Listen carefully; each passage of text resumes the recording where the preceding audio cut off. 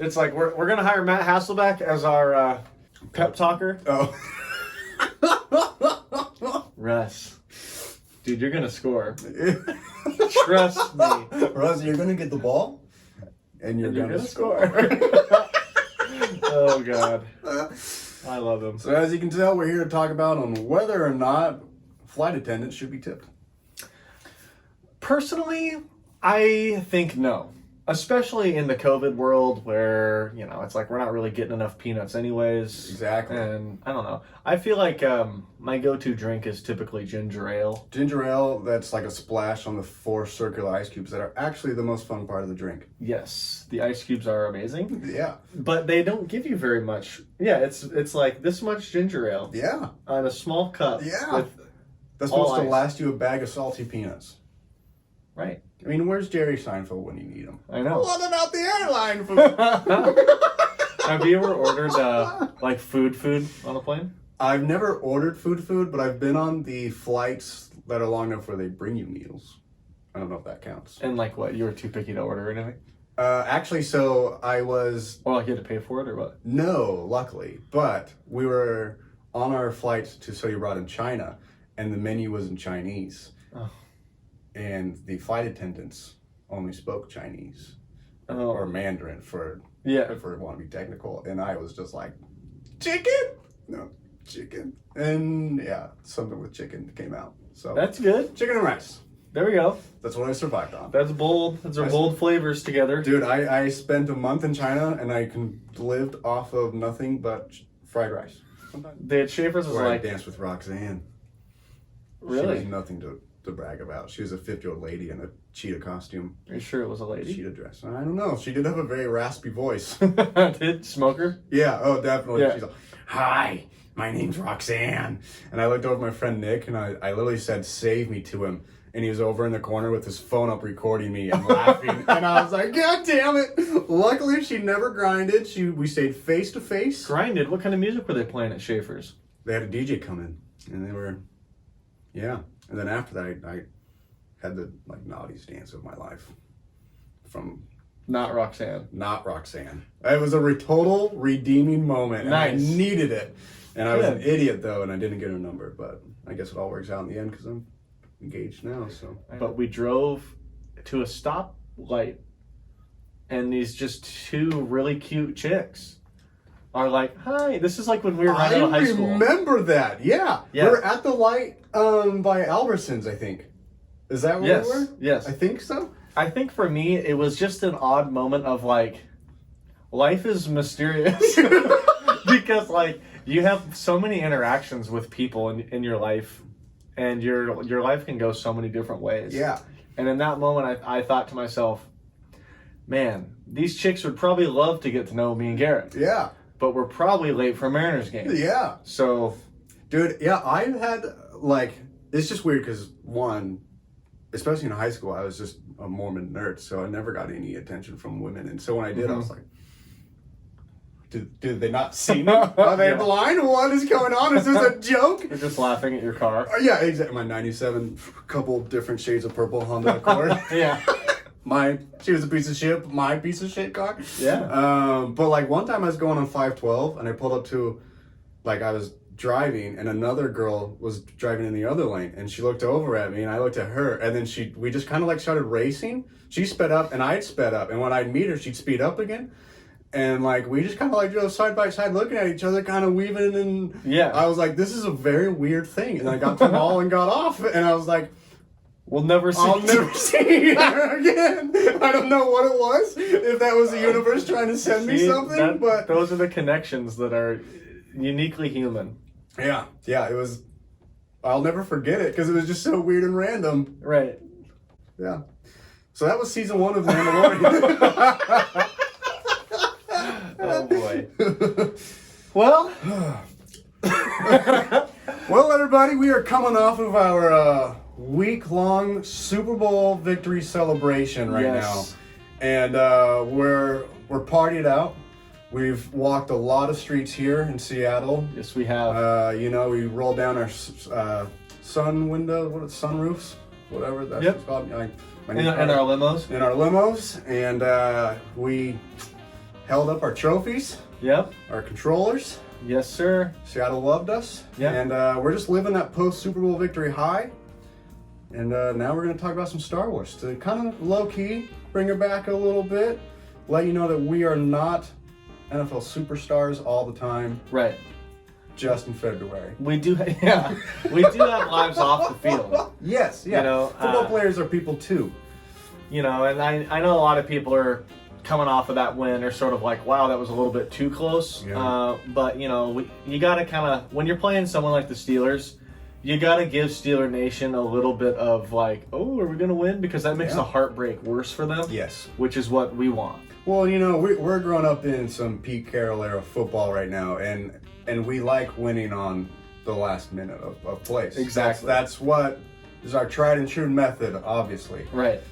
I actually heard that Hasselbeck saw the video, and he actually reached out and said, don't ever say my name again. Starting with that one? Yeah. Okay, we'll call him, from now on, he'll just be Hat Masselbeck. Hat Masselbeck. Yes. Very good. Very good. Get some custom jerseys. Dude, I'd love to. Oh, man. Well, today we are here to talk about The Mandalorian. Yeah. I'm sure nobody here knows that's watching, but we recorded an episode-by-episode breakdown of Season 2 in 4K 60 frames a second and lost all the footage. Like 90 minutes of beautiful, great footage. Yeah. Like, it was some great content in there. We had some really fantastic conversations in there. Yeah, it was some of my favorite conversations with you, so we'll never replicate that. You'll never get to see it. We will never get to see it again. We deleted it. Yep. Because they took up 100 gigabytes. So I think if you guys go and watch our very first video, the Red Hot Chili Peppers 1 Hot Minute review, there's a post clip at the end of the video that is a teaser to our first Mandalorian video where it's just me in an oversized cowboy hat holding Yoda going, there's a new sheriff in town! And you going, oh, yeah. So if that tells you what we had, it was gold, baby. So anyways, we are here. What we're going to do today is we are going to, instead of going episode by episode, we are just going to do full show up to this point at the end of Season 2. Yep. We're going to talk about a bunch of different things, initial impressions of The Mandalorian, kind of our season by season breakdown, and then sort of go into maybe some stuff we're looking forward to in Season 3 and let you guys fight it out in the comments. Yeah. So Garrett, I think what I want to start off on is just the overarching Mandalorian storyline. Yeah. What were your impressions when you first heard that we were going to get a new Star Wars TV show for Disney Plus, and you kind of first started to understand what it was going to be about? I can tell you one, I immediately got Disney Plus. Same. Yeah, I mean, I was like, I'm going to watch this. It seemed great. Oddly enough, just a little bit before that, I started getting into old spaghetti westerns. Okay. And so I had this weird, like, this is going to be fantastic. This is going to be some Clint Eastwood, the good, the bad, and the ugly with Star Wars. And so it made me even more excited with it. And it was really cool to see because Star Wars is a generational series. I mean, it's huge and it transcends more than our generation. And it was fun to see my younger siblings, my younger cousins who were 3 or 4 at the time, and like my mom, my fiance's father, all get excited for something. Yeah. Because we all love the movies. And so it was just really exciting to see so much excitement, something so new and fresh in Star Wars because we hadn't had that yet. Unless, you know, you were a fan of maybe the cartoons and stuff. But it was almost completely separate from the original trilogies that you are getting, where it follows the Skywalker family line. Right. And so this was totally new and surprising, and I was super excited for it. Same.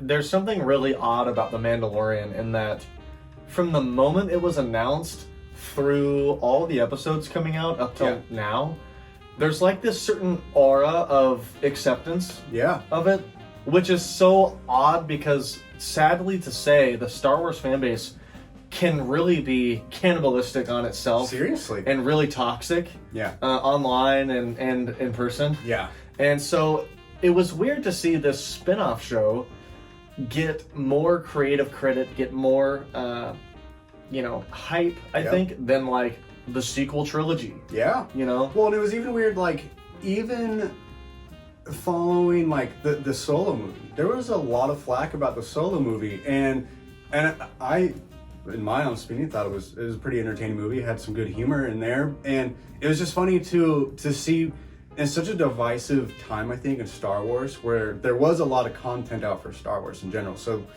you could pick any content of Star Wars, and people were hating it, and then Mando was just an overall, we love this show. Right. Well, you came off, so, I mean, Star Wars is just such a crazy thing. I mean, we are, like, super fans, but you come off the original trilogy, and you got George's special editions, which were divisive. Yeah. And then you've got George's prequels, which were more divisive. Yep. Then you've got the first... You've got episodes 7 and 8, which 7 was not as divisive, but 8 was very divisive. Very divisive. So now you've got this really widespread hate of everything post Return of the Jedi. Yeah. And then they come out with Solo, which didn't bomb, but for Disney's Star Wars standards, that didn't do that good. Yes. So I don't think that Star Wars had ever been in a darker spot. Yeah. So for them to come out with like an odd one-off kind of standalone series with characters that you have never seen or heard of before. Right. With no tie to, like, it's not like they made, I mean, kind of spoilers for what they're doing now, but it's not like they made like a episode 2 era Boba or Jango Fett story. Yeah. They took like a random guy you've never heard of and put him in an era that we haven't covered too much in film. Yeah. Yeah. And everybody was kind of like, hell yeah, that's exactly what I want to see. Well, you know, speaking of era of film, of that, so many movies, and exactly like the trilogies do, where the main bad guy, the Dark Lord, no matter what kind of thing, you can talk about Lord of the Rings, you can talk about Harry Potter, you can talk about Star Wars, as soon as the main Dark Lord is killed or beaten, everything is peaceful in the world all of a sudden. But in reality, it never isn't, and movies always stop with that. And so we finally got to look into what Star Wars looks like, or any of those could look like, any Lord of the Rings and Harry Potter stuff can look like when the main bad guy is beaten, but that doesn't mean that the Empire itself is beaten. Yeah. And so that was, it's a really cool and unique kind of period, and that to have a movie or a TV series focus on. I agree. I am. It's so odd. Like, this is really a conversation for a different time. Yeah. But I think that, you know, for our rants video. Right, for the rants. We're gonna the rant video is gonna be 107.7 the end, and then 14 Star Wars videos. We'll just have to, from one of these, there's gonna be 14 from this one. We should just have a rant and a ramble playlist. We should. I guess the point I was trying to get just to the Mandalorian was that I think a lot of people wanted to see something in this era, this time, rather than what they got with the sequels. Yes. They either wanted the sequels to be right here post Return of the Jedi, or far in the future where it doesn't really matter. Yes. Yeah. And we kind of got that middle ground where it still mattered. Yeah. And I think that is what makes the sequels so divisive, is because, yes, it's new Star Wars, but it still affects trust the me, stuff that you like. We can go on and on about this because it... Well, we did before we turned the camera on. I know. This is a good video for a different time. Yes. But that sets up I wanted to just set up the Mandalorian that way, because I don't think there had ever been a darker time for Star Wars fans where there was more hate. And then this show was like the beacon of light right before episode 9. Yes. No, it really was a saving grace moment for Star Wars. And from my perspective, you know, when you go and watch episode 9 and they're force healing, and you're thinking, wow, that's really dumb. And then I saw Baby Yoda do it, and I was like, that is rad. That is awesome. And so it for me, it kind of makes the sequels make a little more sense. Well, yes, it does. Of course, like, they're gonna try to redeem some of the sequel issues, but I mean, it just makes more sense to have this child that we've never heard of, never seen, that is obviously important to the galaxy. People want to pay a high price for the child. It's a species that we don't know much about, but we know that the only couple other beings have been incredibly powerful with the Force, like Jedi Master, High Council level powerful. So it's not crazy that maybe this creature would have some sort of new ability to be able to do that. I would have bought that the first time. Yeah. When Baby Yoda does it. Yeah. You know, when Rey does it, it doesn't make any sense. No. And it kind of hurts the previous iterations of the films. Yeah. But I mean, yeah, I just let's talk about Baby Yoda. Yeah. Because really, what happened was The Mandalorian came out, and the first episode was all about the Mandalorian. Yeah. And then the teaser at the end of the first episode is the baby kind of reaching up. Yeah.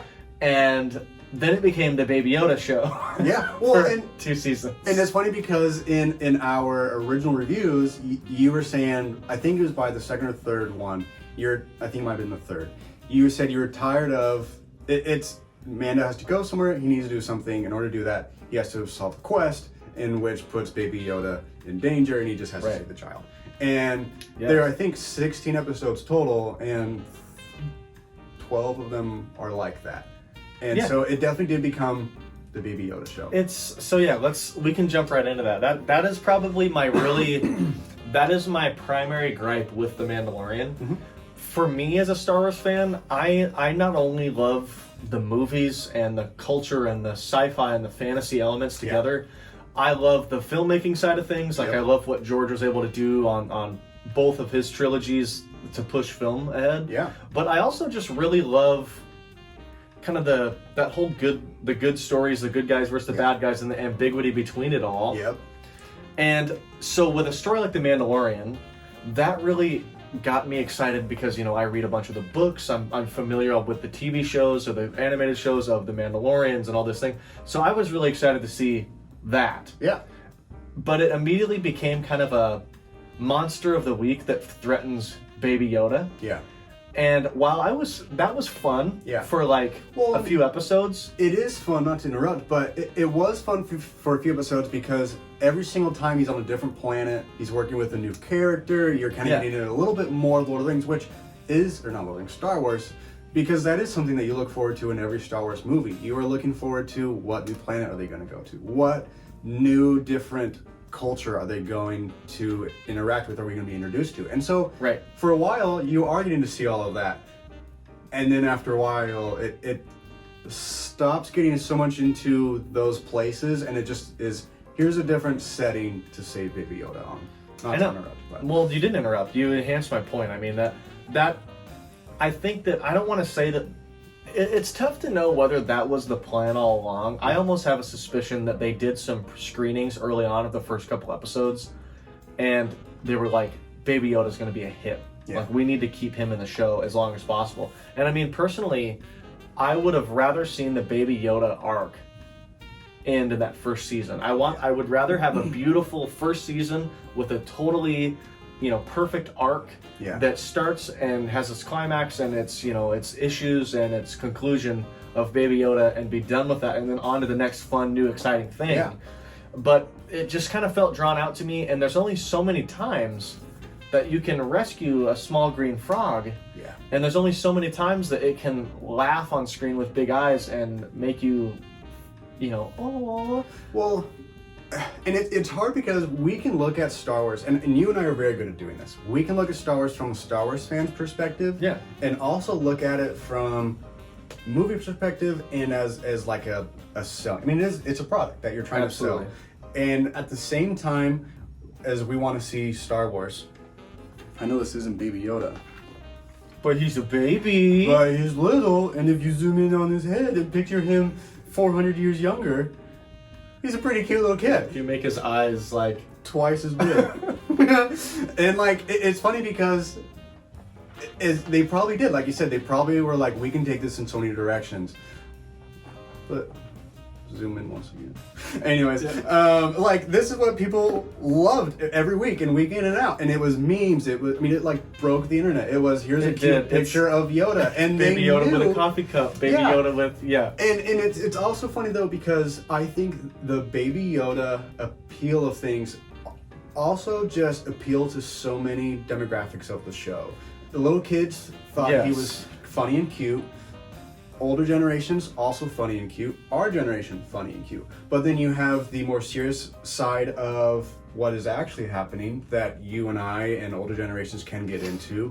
And so it is kind of hard because I know what I think they're hinting at and for 3 and the end of 2 where we need to go save Mandalore seems a little more Star Wars based, but a little more political in the sense of we need to save a planet. And so that seems like it is getting to an older generation where Baby Yoda gets younger kids involved. Yes, that is like, you know, we talked about kind of the lemons, and the lemonade of that is that by having a show based around Baby Yoda rather than necessarily Mando all the time, you get, you know, my wife absolutely loved every episode of Mandalorian. You get all these people that maybe are turned off by the normal fantasy, you know, magician rescues the princess and you know the politics of the prequels, and you know then you get the story about a buff guy rescuing babies, and it's just kind of like, that's fun. It's the pacifier, but Star Wars. Yeah, exactly. So I don't know, I think that's a huge success. And I mean, if you look at, obviously I think almost all big Star Wars fans are gonna watch The Mandalorian. Yeah. It's given us its worth. Like, we all know that it's probably worth watching the next episode. Yeah. So they're gonna always have a nice fan base to watch.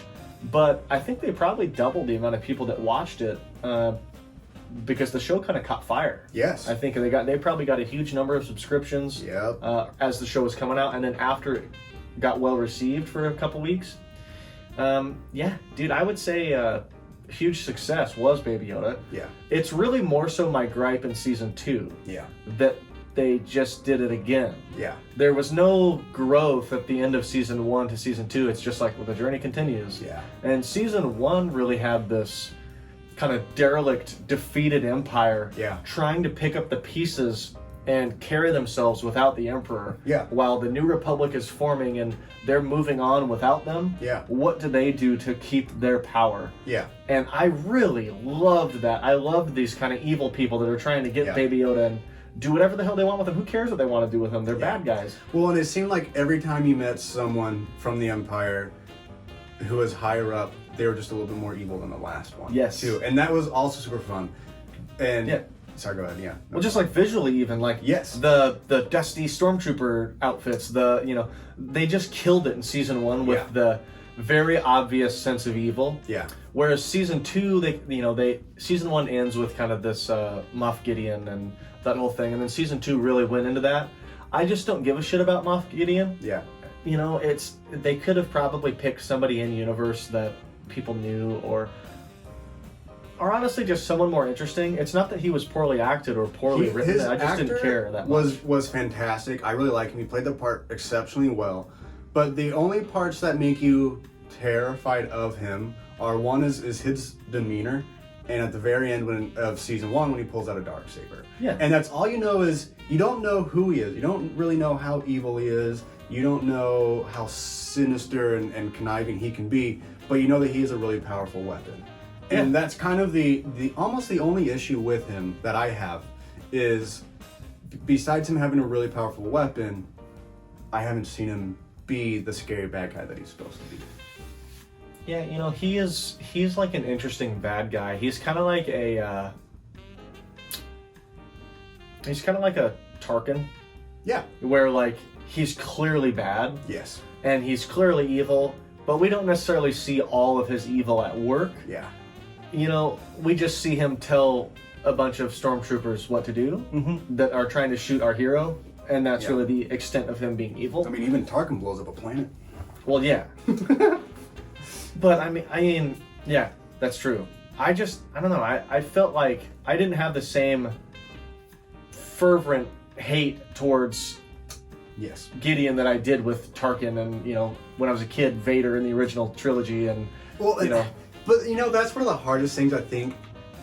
Vader might be the greatest villain of all time. I mean, he is. He terrified people when he first hit screens, and even now, as a child, if you turn it on an original Star Wars, and you just, the darkness, his breathing, his helmet, emotionless, terrifying. I mean, one of my favorite Star Wars scenes of all time is the end of Rogue One, when you see him obliterate 10 rebellion troops, and he's just massacring them. And I was like, imagine if that was in the 70s. Imagine if that was in the original trilogy. Right. You would be like, this is a horror movie. Dude, you know? Vader in general is just awesome. I mean, Yeah.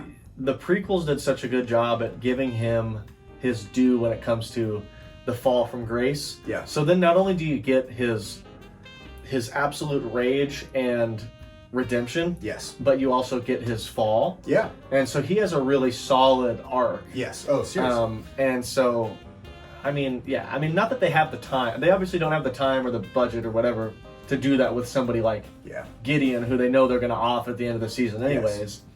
But, you know, I don't know. That's a small gripe for me that I wish we had more of the derelict empire in this rather than like a seemingly totally outfitted, have anything at their disposal as far as resources empire. You know who he almost reminds me of a little bit is Snoke. Because you immediately see a bad guy that you know is a bad guy, but you don't know why. He's bad. Yes. Yes. Snoke, this is a good example of someone that they just didn't quite do enough of, so then they had to like shoehorn him into it. Yeah. An ending, So we've been griping for a while. What are some of your favorite scenes or episodes? Let me think about that season by season. Yeah. Season 1, you know, one of the cool things about The Mandalorian is because it's that like Monster of the Week style, you get a lot of nice, complete one-off episodes. Yeah. I really think I really enjoyed obviously the episode where the Mandalorian goes to return the child that he's captured to the Empire and ends up deciding to take him back with him is a big moment. Yeah. And then you've got I think it's that episode that has the big battle between like all his like Mandalorian sect fighting against the Bounty Hunters Union. Cool. And yeah. That shit is awesome. Yes. I love that episode. I also really like there's kind of a fun little vignette episode that ends up coming back later, but it's the one where they're on it might be Tatooine. It is a desert planet. But they're doing kind of a bounty. He's doing a bounty with this kid that he meets. Yeah. And the like newbie bounty hunter. Yeah. That one is kind of a nice, charming episode that also gives you enough fun story stuff for the future. Like here's some Easter eggs for you for later. Yeah. And while also being solid enough of an episode that I think it has its good legs. Oh, for reals. Yeah. No, absolutely. Well, and I think one of the cool things about that first season, which makes it so special, is every episode you're still learning a little bit more information in every single one of them. Every single one ends with questions and then it's answered in the next one. And so that makes that first season really exciting. And I really like even just the first two, and I mean, because they're fantastic. They open up, I think both the opening episodes of both seasons are just so exciting. I think the first episode of the second season is one of my favorite, because that one is just, if you didn't watch anything in the first season, you can jump into the second one, and that one was just so much fun and excitement, seeing the giant sand lizard or snake dragon. And the first one in the first season as well, you just have this great introduction and you're like, what's gonna happen? This is a fun adventure, a bunch of new characters, and I really like, they just did a fantastic job of just opening up both seasons, and I think those are super fun. Yeah.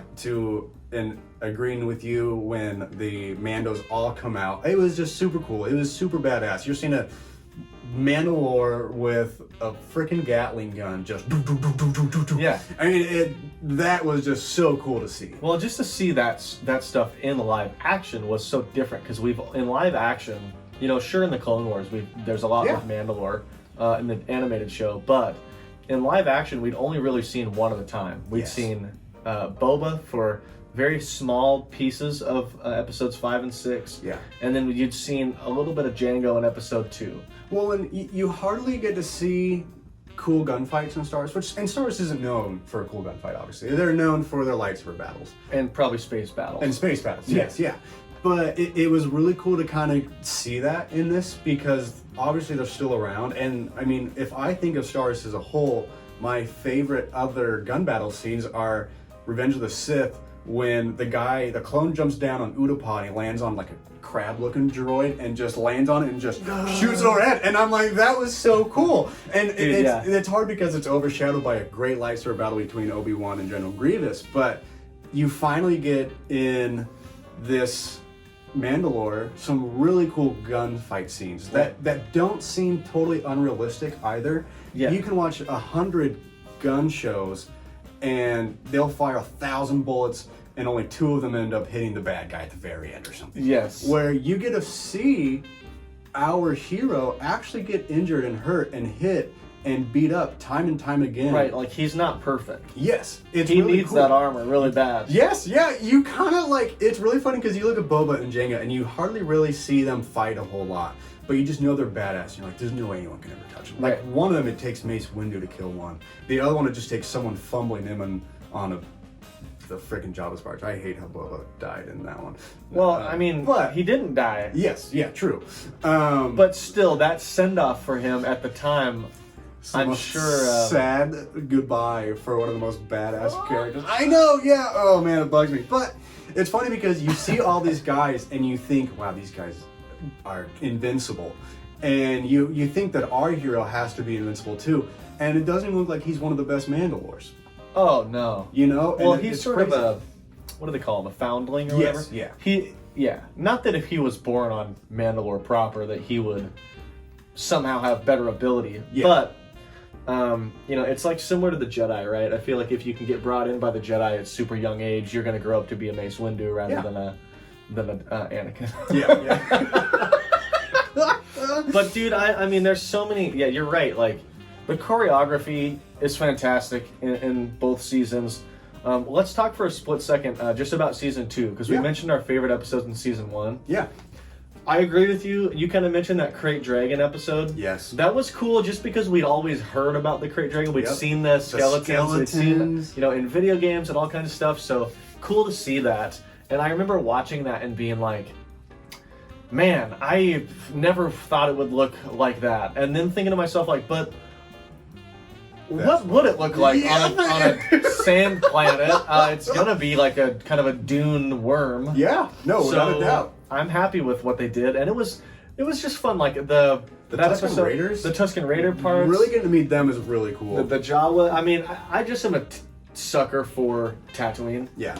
Anytime they go to Tatooine, episode 1, any of that stuff, I love it. The music's better on Tatooine. Everything's better on Tatooine. Well, and I know you wanted to talk about music. Well, we can stick with season 2 if you want, and then get into music. That's probably my favorite episode. That speaks to season 2 that my favorite episode was the beginning. But Yeah.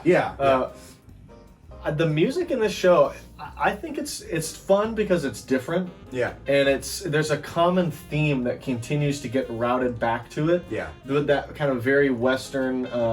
Yep. I will say though, while I love it, I love to like read and put on, like when I'm reading my Star Wars books, like High Republic or whatever it is. Yeah. I'll put on like a Star Wars soundtrack very quietly. Yeah. And I turned on Mandalorian the other day. Like, I'll listen to this. Let's see what else is there. It holds up while I'm reading the Star Wars. There's nothing else. Every song is atmospheric, and then it ends with like, and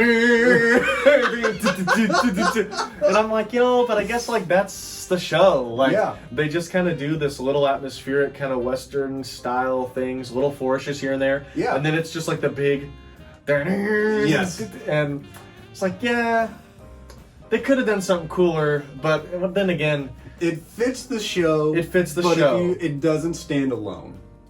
no, it's not like they were going to get John Williams to score The Mandalorian on Disney Plus. Yeah.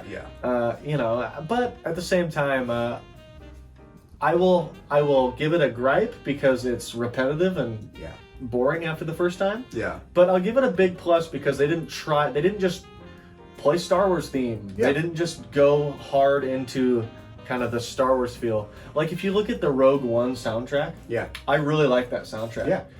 That soundtrack sounds like Star Wars, but it has very different themes in the original trilogy, Yeah. but it's in the same vein, so it still feels like the original trilogy time. Yeah. But it's a little more aggressive, it's a little more marchy, it fits that movie a little. Yeah. This is kind of the same way.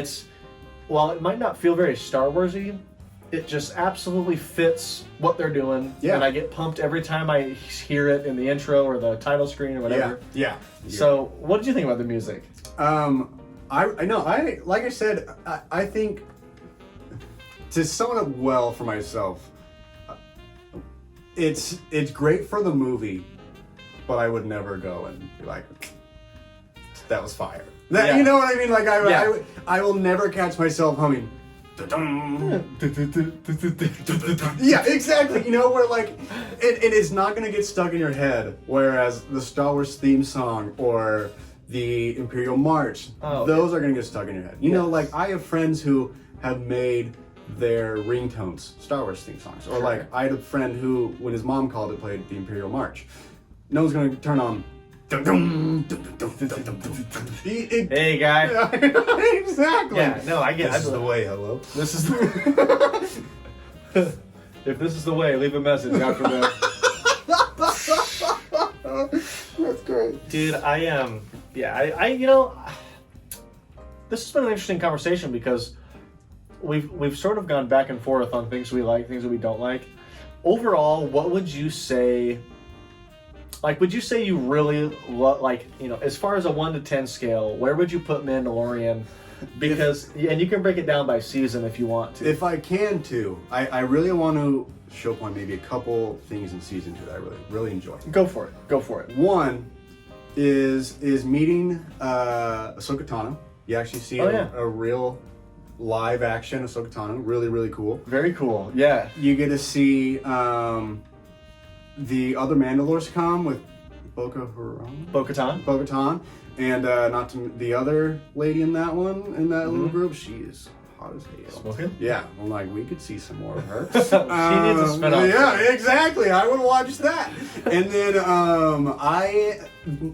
I think, okay, without getting too much into this, without making this a rant episode. Well, you can rant. I can cut it and make it a rant. Luke Skywalker. Oh yeah, is how an did we not talk about this? Bitch for every trilogy movie that he is in, and I think the most redeeming badass moment that he has for his character, especially after a disaster of a sequel trilogy with him, is him coming in at the very end, and it was a total mystery to me. He's running in, having the most badass scene in a long time, especially the most badass lightsaber battle that you're seeing in the whole series. Obviously, there's only like one other one with Ahsoka Tano, but he's just running through just destroying everything. These super troopers who are just going to destroy our heroes and the whole crew. I think those droids are super stupid, by the way. They were, yeah, hyped way too overhyped. Yeah, but him running through and you don't see who it is. You just know it's a black cloak and he has a green lightsaber, and you're like, okay, Ahsoka Tano doesn't have either of those. So who is this? Who could it be running through here? Yes. Just destroying the prized possession of this evil empire, post-empire. Right. And then he comes in, and you're just like, Luke Skywalker, mind blown. It kind of blew my mind. I legit was surprised. And so I wanted to touch on those three things because I thought they were actually really cool. I don't know how I didn't naturally bring up the ending of season 2. I don't know how you didn't either. That's why I was like, we were talking about this. Let's talk about it more. We'll belay the ratings for a second, because the only reason I knew it was Luke, and I didn't know, but I guessed, is because you see that glimpse of the X-Wing flyby. Oh, and I was like, well, it's not going to be that fat guy from the New Republic. He's definitely not going to save the day. Well, but the thing, I think when I saw those is I thought it could have possibly have been those guys from the ice planet, possibly. Oh yeah, coming back. Well, yeah. But if you think about it, they weren't going to run on that ship and save the day. No. They would have been a distraction, though. Yeah, they literally looked like the like Boss Hogg from the Duke of Hazzard. Like, I want their show, though. Yeah. I want their buddy cop. Dude, can I also mention the buddy scene between the two stormtroopers on their desert bikes? Yes. Who are just sitting there chatting. I thought that was one of the most beloved scenes of Star Wars. It was super clever. It's charming, it's funny, it's everything that the show needs to be doing to separate itself from the sequel trilogy. Yes, yeah, for reals. I love it. I gotta say, Luke coming in there at the end was fun in the moment. Yeah. And I was very happy about that. I wish it would have been anybody else. and this is not a knock on Luke. I mean, I personally like Luke. He got kind of roped into the whole, he's trying to get some power converters, and then he ends up trying to rescue a princess. It's a whole thing. Yeah. But giving the child, the Luke, Yeah. basically ends any chance of a solid arc with the child, because Correct. we know from the sequels that Luke is going to go on to train But some new Jedi, and they all fail. this is the hard part. When he ages so slowly, I don't think you couldn't have a Mandalorian series where there is a story arc. I mean, the kid can't even talk. You would have to have 10 seasons of Mandalorian before he's even saying mama and papa. Like, I would have been fine if the Mandalorian just sold him to the Empire. Who cares? The show is the Mandalorian. That's not the child. That's I mean, true. make the Mandalorian a bad guy. I'd watch that. Yeah. Well, I would love to have a Darth Vader spin-off where he literally just destroys the remaining Jedi. I would watch the hell out of that. Just Rage Vader, yeah. Yes, and I know Disney's like, no, that's too dark, but I would love to see 2 seasons of Darth Vader just massacring people. Sounds a little dark, but Yeah, but cool. cool. Cool. I see. I almost thought we were going there with Mandalorian, where Yeah. we're going to get the independent bad guy bounty hunter character. Yeah. That's just the bad boy of the galaxy, and we get to watch him. He was almost a Quentin Tarantino character of doing bad stuff to not even do good stuff, just doing whatever he had to do for the sake of himself. Yeah. And then he does kind of turn out to be a good guy. He's a stand-up guy. There's a lot of redeeming qualities to him being a stand-up guy like that. Yeah. But I don't know. The Luke thing, that's really why it irked me, is because if they bring back Mace Windu for some ungodly reason, and they give him to Mace Windu, at least there's another story you can tell. Yeah. They're never going to tell CG Luke raising a baby that by the time he dies in episode 8 is only going to be still looking like a child. Yes. Yeah. And so the fact that we don't see him in the sequels, it doesn't kill their chances of doing anything more with him, but it makes it far-fetched. Yes. And they could have done literally anything but Luke. Yeah.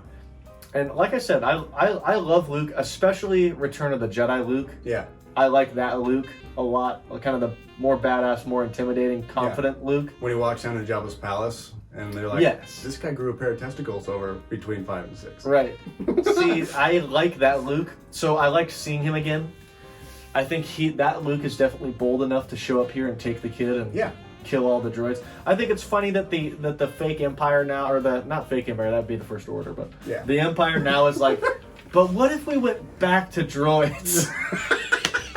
Like, I mean, I guess, it depends on how you look at it, though. Yeah. Because, like, the Republic really is the Empire, but so are the Separatists. Yes, yes. They are one. They are but one. It's Rome versus Carthage. It is just one empire versus the other. It's America against the rest of the world. I mean, that's really what it is. Yeah. Yeah.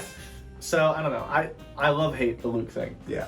But it made me thrilled that we get an announcement of kind of this new show, the Boba Fett, the Book of Boba Fett. But we also are rid of the child. Yeah. So now we can actually get a good Mandalorian, on his own, kind of dealing with the whole Darksaber and Bo-Katan and more Mandalore stuff. Yeah. So I will say I'm more excited for season 3 now than I would have been if he would have just kept the child again. I probably would have been like, come on, guys. I agree.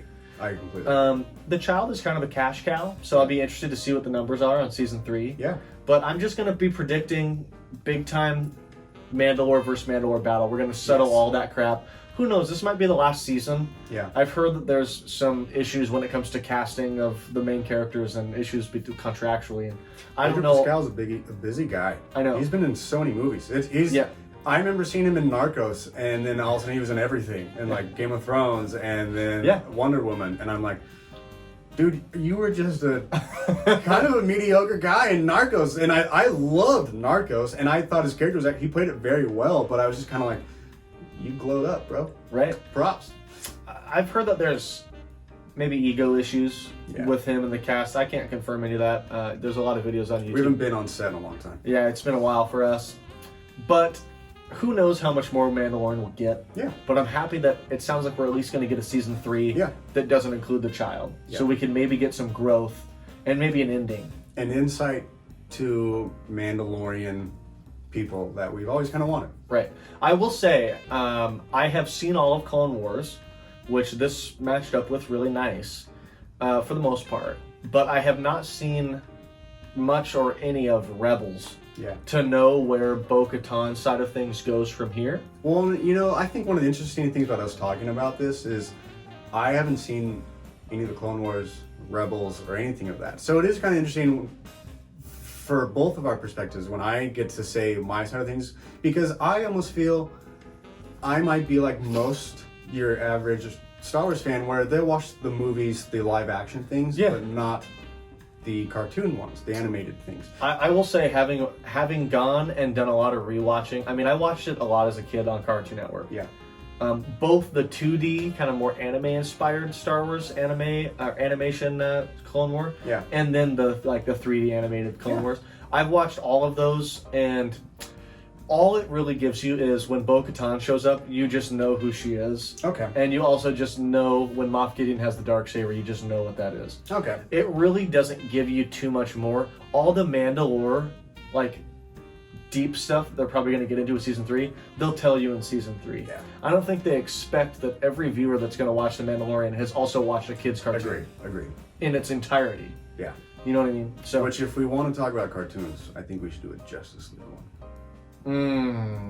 I see all the DC Bruce Timm animated ones, the Batman animated series, Superman, Batman Beyond, Justice League Unlimited. Those are all so good. I would love to. I think those are some of my favorite series. I have almost all of those on DVD. I have Justice League seasons 1 and 2. I think I have Unlimited as well. Next. Yeah. I love it. All right, so let's do the ratings. Yeah. What do you think of season 1 of Mandalorian, or season 2, or the show as a whole? Show as a whole, it's hard because are we comparing this to other Star Wars things or just as its own thing? Whatever you want to do, and I'll do whatever you do. Don't give a ranking of where this sits. I would rather. I was, but just kind of comparing yourself to other Star Wars things. I would give it maybe a 7.5 overall. Yeah. I think there are some. It's hard because I don't want to think of them as, well, I'm going to give season 7 or season 2 of this rating and a season 1 of this rating, and then just find the middle of it. Yeah. I think there are some episodes that are fantastic and some that are just a little dry. Meh. And so I'd give it a 7.5, but that's not without saying that there are episodes that are 9s that you'd be like, this was a super exciting thing to watch. Yeah. I think that I am going to give the show a 7.5 as well. That is also the number I had in my head. I think the show is visually stunning for a TV show. I know it's pretty high budget, but still, the show is stunning. The acting is fantastic. The action is good. Yep. The writing, the script writing is believable. Yeah. They're firing on all cylinders. Yes. And I think the story is good enough, and I think it's generally well received, and it feels like Star Wars. I'd give it just a solid 7.5. I do have a couple of those gripes. There's some things that I think went on a little bit too long. Yeah. So 7.5, maybe even trending closer to an 8. Yeah. No, but agreed. It's a solid series. I'm excited for what comes next. And I mean, the Book of Boba Fett. They just announced a bunch of new shows. Yes. Ahsoka Tano's getting the 10 show. or 11 new Star Wars things coming out. Yes. Yeah. A couple different kind of spin-off movies. Just a bunch of new stuff. So this is an exciting time. Yeah. The Mandalorian, even with Rise of Skywalker coming out, and sort of, I feel like the critical reception and the fan reception of that was similar to 8. Yeah. But I think because we had Mandalorian to cut it a little bit, I don't think people were as depressed. No. And so I'm excited again. I'm excited for the future of Star Wars. And it sounds like, there's a lot of new breakthroughs when it comes to video games. Yeah. LucasArts, I don't know what they're called now, Lucas Games or whatever, but they've now got all the rights back to a lot of the games, so it's not just EA. Cool. So, because EA had basically 6 or 7 years and 5 movies, and they came out with 3 games. Yeah. Then 2 of them were all microtransaction games. Oh, God. So all they had to do was remake the original Star Wars Battlefront 2. And I agree. that's another video. That is another video. But to Okay, I'll save it. Spencer's I'll last save thing. Listen here, fuckers. You broke. Star Wars Battlefront 2. Okay, sorry. Well, Did you just break the fuck ice? Oh, I broke the fuck ice. Had we already said it? I probably have said it plenty of times. I have the mouth of a sailor on here, so Well. yeah, I'll take I broke the fuck ice on that one. Well, guys, why don't you let us know what you thought about Mandalorian Season 1, Season 2, the whole thing. Can we turn them on? Yeah. Still works. How old is it? 2005, 2006? Hell yeah.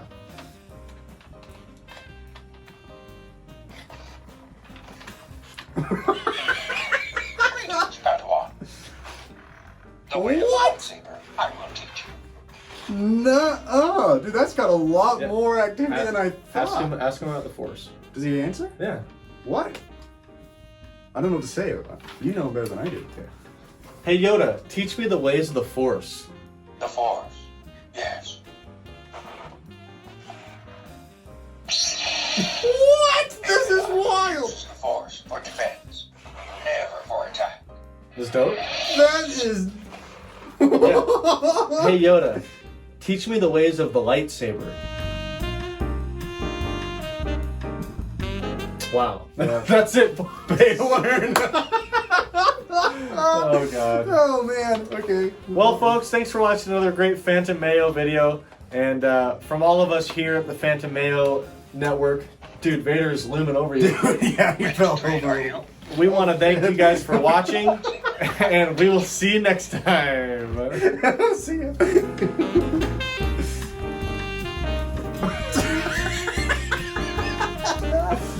Oh god.